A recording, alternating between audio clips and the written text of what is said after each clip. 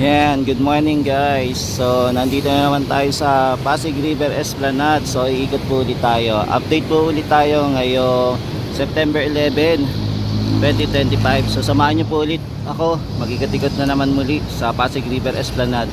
Unahin po muna natin yung Arroceros Park. So, samahan nyo po ulit ako, si JR Doria TV. Alamin na naman po natin kung ano po yung latest update dito sa area ng Pasig River Esplanade. So tara guys, simulan na natin kung ano po yung mga update dito.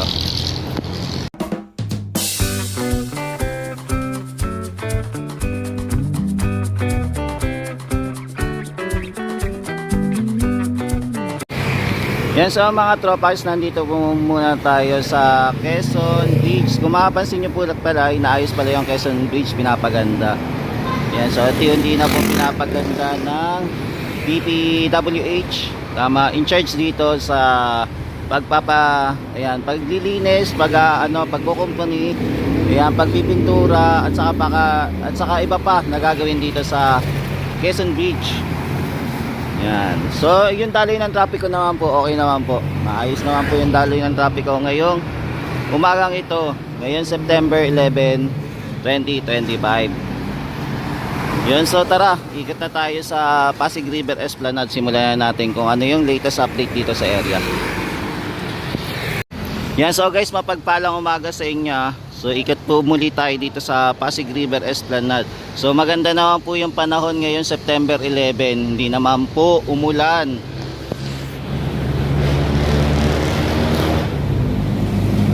Yan, so ito mapapansin pa rin po natin yung dulo, hindi pa rin naman po siya naayos. So same pa rin, hindi pa rin naman po naayos.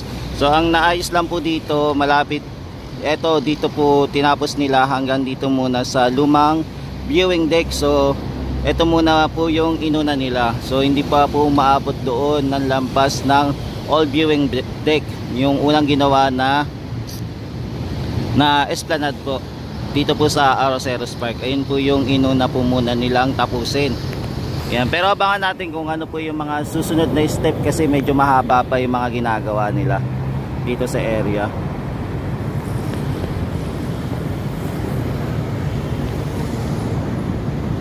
Yan, kung mapapansin nyo po, meron din po tayong meeting ngayon dito. Yan, nagmi-meeting po sila ngayon. So tuloy-tuloy pa rin naman po yung pagtatrabaho nila. So meeting mo muna ang ating mga kababayan. Yan, so ito po yung mga kanilang ginagawa ngayon. So busy po sila ngayon sa pagtatrabaho mga guys, para tapusin po itong project dito sa Pasig River Esplanade. Yan, malapit po sa Arroceros Park. So eto, muna tayo, titingin-tingin kung ano yung mga pangyayari dito mga guys. Yan, kung mapapansin nyo din po, pinailawan na din po yung ating lamppost. Ayan, tinesting na din po. Tapos kagabi nakakita din natin na tinesting na din po yung mga baluster dito, yung mga pailaw na baluster. Tinatesting na din po. Ayan, nakita natin yung ilaw niya. Tapos yung sa gilid naman po, sa kabilang side naman po ng ating railings at sa baluster, ayan, tinatapos pa naman po nila. Yan, inaayos-ayos pa po. Hindi pa naman po kompleto. Pero baka mamayang gabi po, baka matapos na to. Yan, so ito po yung kanilang mga ginagawa ngayong araw ng September 11. So yan, mapapansin nyo po, meeting po muna sila ngayon. Yan, meeting po muna ang ating mga kababayan. Yan, so dito naman po sa ilalim ng tulay po, tuloy-tuloy pa rin naman po yung pagtatrabaho nila. So naglalagay pa po sila ng mga steel beam pa po, kumbaga gumagawa pa po ng frame para po mabuo po yung ating tulay dito sa ilalim. So ang susunod na po na ito, pag natapos po ito, ang steel deck naman, tapos susunod naman po yung ating steel matting, then flooring na po. So abangan po natin kung kailan po nila ito matatapos. So tuloy-tuloy naman po yung pagtatrabaho nila. Ayan, so ito po yung baka may mga ilalagay-lagay pa po sila dito na mga, kasi may mga tornilyo pa po eh. Yan, so abangan natin. Yan, so ito po yung ganap ngayon. Yan, so ito na po yung itsura ng Pasig River Esplanade. Yan, ganda na po ng Pasig River Esplanade, lalo na po siguro pag mamamasyal na po tayo dito, no? Ito na po yung itsura nya. Kaya abangan natin kung kailan po ito matatapos para makapasyal din po tayo. Yan, so ikot-ikot muna tayo mga tropa kids dito sa area.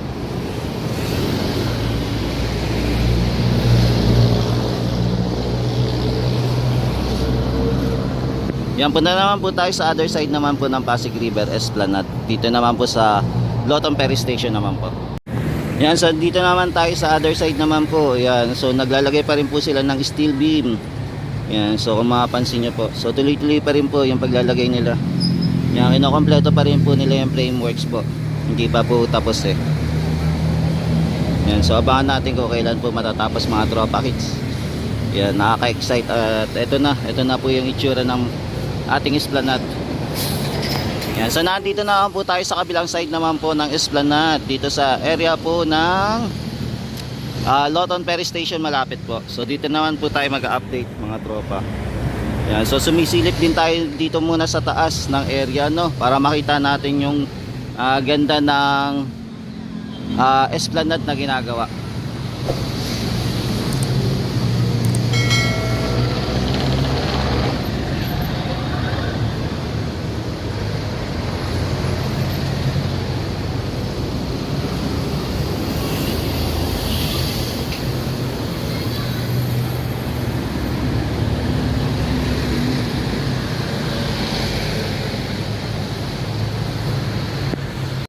Yan, so ito naman napinturahan na po. Yan, unti-unti na pong pinipinturahan. Yan, tapos dito din po, ayan o, inaayos pa po nila. Tapos may bubong na rin po. Ayan, nalagyan na po nila ng bubong. Yan, okay na. Yan, na finishing na din po pala nila ito. Yung pader, okay na din po pala.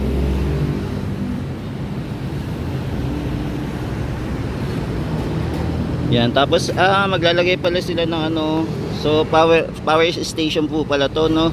Ayan.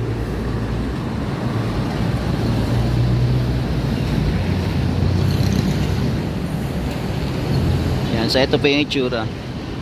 Kasi ito guys, binabantayan na din po nila para hindi po ano, madumihan. Yan, inilinis na din po nila.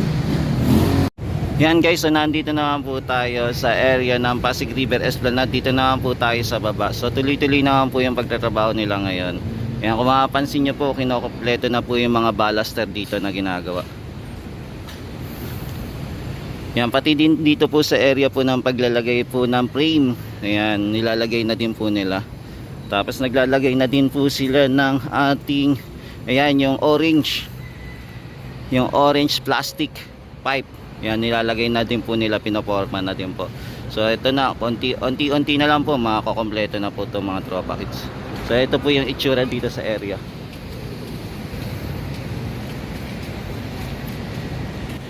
Yan, maging dito din po, inaayos din po pa rin yung ating Loton Ferry Station. So tuloy-tuloy pa rin po yung pagkukumpuni dito, pinapaganda pa rin po. So ini-stay po nila yung Loton Ferry Station. Kasi ito din po, ayan o, inaayos nila. So tuloy-tuloy pa rin yung ano paggawa dito mga tropa kids, no. Hindi ko lang alam kung magkakaroon ng daanan dito. Ayan, so abangan natin kung magkakaroon ng daanan. So ito po yung kanilang ginagawa. Ayan, so ito po yung pasilip natin dito sa area. Ayan, so ito naman, ano, hindi pa po nalilinis sa itong lugar na to. So alamin natin kung kailan po malilinis to. Kasi ano na, September 11 na rin po. Ayan. So hindi pa tayo kompleto din naman. Ayan, marami pa pong aayusin dito mga tropa kids. So ang alam ko ang deadline ata September 30 po. Ayan, so abangan natin. Ayan, kung kailan to matatapos. Kaya antay-antay lang tayo para makakapasyal na tayo dito sa magandang pasyalan ng Pasig River Esplanade na inaabangan natin mga tropa kids. Ayan, so ito na po yung ano, yung magiging bagong pasyalan po natin ulit after ng phase 1, phase 2, phase 3. So dito naman po tayo sa phase 4 po naman.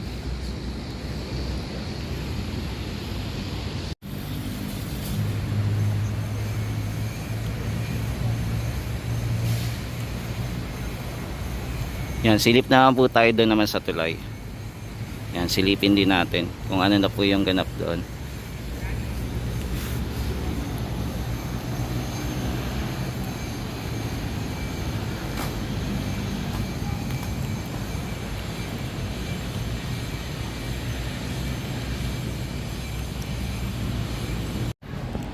Yan, so dito naman po tayo silip mga tropa kids. Silip lang tayo sa ginagawa dito.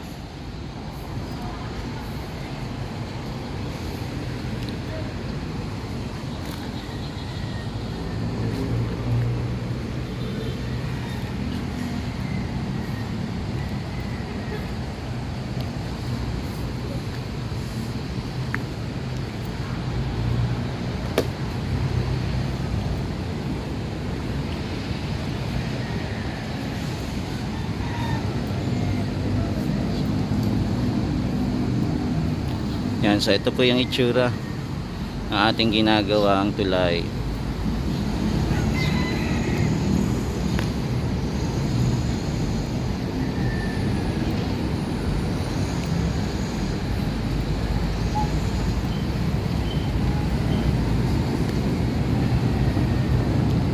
Yan, so ongoing pa rin naman po yung pagtatrabaho nila ngayon mga tropa kids. Ayan, so tuloy-tuloy pa rin.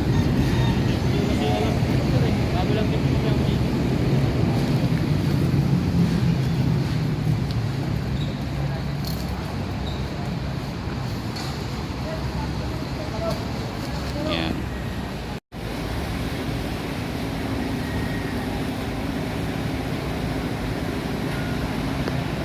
Yan, so ito muna yung update natin mga tropa kids dito sa area po ng ilalim na tulay na ginagawa.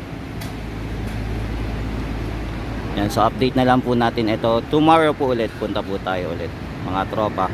At least nasisilayin nyo po ng konti kung ano po yung ginagawa dito.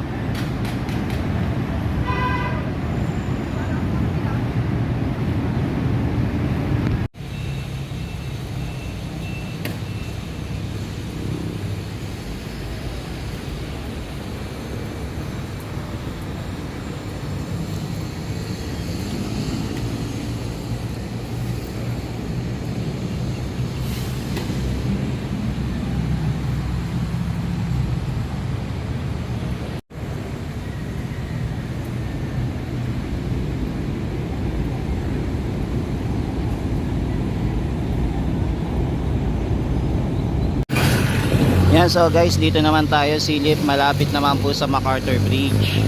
So dito naman po tayo silip, malapit dito sa other side po ng sa LRT. Yan, tulay ng LRT po. So dito po continuous po yung mga ginagawa dito. Yan, so naglalagay na po ulit sila ng mga pilote. So yung mga pilote po, kumpulan po yan para magkaroon na naman po ng tulay sa ilalim. Yan, ayan po yung ginagawa nila mga tropa kids. So ongoing naman po yung pagtatrabaho nila, pati din po yung steel deck at saka ayan yung mga steel beam. Yan, inaayos na din po nila, yan pinipintara-pintarahan. Tapos ito naman po yung ating mga steel bar at saka yung ating steel pipe. Yan, tapos yung mga steel sheet or pile sheet, yan, nandito din po.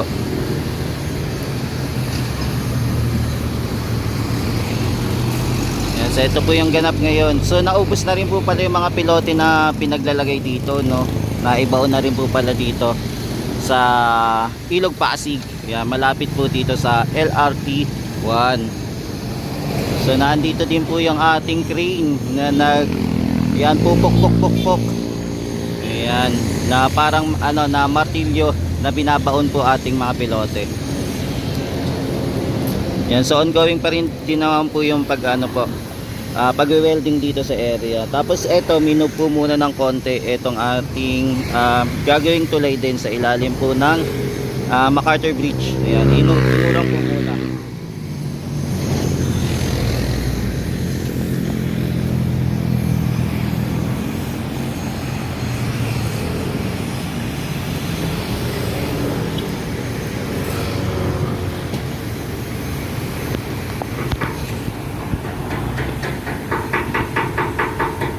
Yan, so pasilip ko lang po muna kung ano yung mga ginagawa ng ating mga kababayan nito.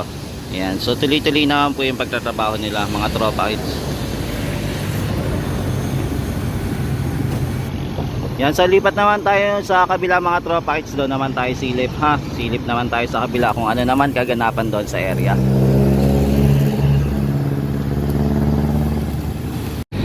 Yan, so dito naman tayo sa other side ng mga tropa kids. Dito naman tayo sa kabila.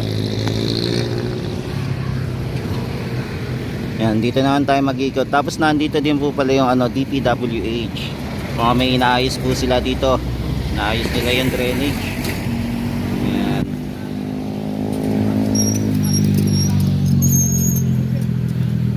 Yan, tapos dito naman po sa area, tapos na rin po yung ating mga yan, railings. Okay na po yung railings natin dito. So lalagyan na lang po ng lamppost. Yan, naidugtong na nila. Tapos magsesemento po ulit sila. Soon ulit magsesemento na naman. Tapos ito, naglagay na din po sila ng dalawang steel beam. Pinatong na po nila dito sa pile cap. Yan, so nakasementoan na din po yung pile cap. Tapos may base plate na rin po. Yan, na ilagay na rin po. So eto, magdudugtong na po yung ating esplanade ulit. So panibago na naman po ilalagay nila.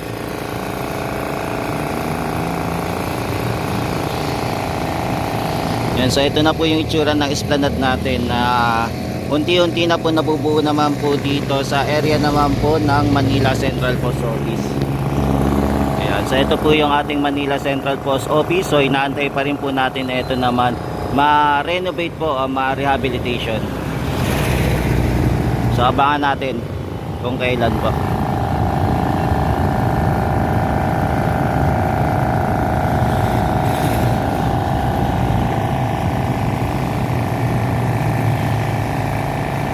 Yan, sa mga tropa kids, ito muna yung latest update natin dito sa area ng Pasig River Esplanade. So balikan na naman po natin ito bukas.